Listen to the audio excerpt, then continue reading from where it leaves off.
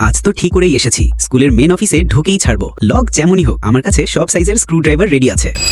আচ্ছা ভাই, এটা কি? এই যে পুরো তালার দোকান।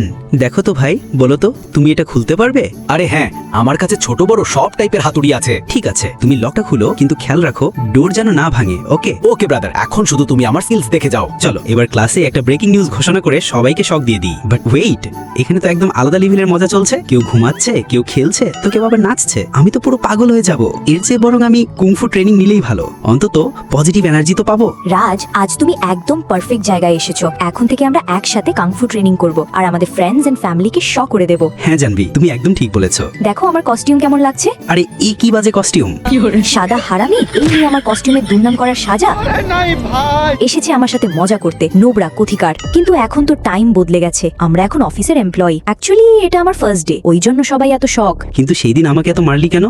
মুখ বন্ধ রাখো রাজ। বন্ধ করো রাজ, এটা কোনো কুকুর বিড়াদের লড়াই না। এখন আমরা ঘরে না, অফিসে আছি। So please behave like professionals. ঘরে থাকলে তো আরো বেশি মারতাম, এখন অফিস বলে শান্ত আছি।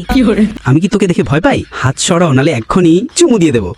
রাজ, আমার হাত দিতেই তুমি রোমান্টিক হয়ে গেলে। এটা ছিল তোমার হাতটি হটানো ট্রিক।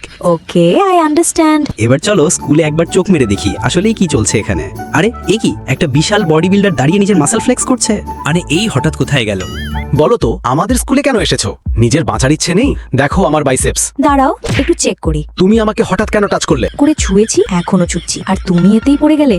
কেউ এত দুর্বল হয় কিভাবে যে গায়ে টাচ করতেই পড়ে গেল। রোহন, তুমি শুধু নিজেকেই না, আমাদের পুরো গ্যাংকেও অপমান করছো, গাধা কোথাকার। জানবি তোমার টাচে এমন কি আছে? আমাকেও একবার ছুঁয়ে দাও। আমি এত হট, আমার ছোঁয়া পেলেই সবাই গলে যায়। রাজ, হোপ ইউ আন্ডারস্ট্যান্ড। তুমি যেন সহজে না গলো। সেটা পরে দেখা যাবে, কিন্তু তুমি এখানে কিভাবে? বদমাইশ না বলে এভাবে ভিতরে ঢুকলে কেন? দাঁড়াও, এখনই তোমার চোখ উপড়ে ফেলছি।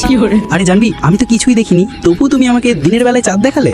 চলো, আমার এত প্যাটানোর পর যদি শান্তি পাও, তবে আবার বাইরে গিয়ে আর কাউকে মারিও না, বুঝেছো পাগলি? এখন সবাই লাইক, সাবস্ক্রাইব করে রেড হার্ট কমেন্ট করে দাও।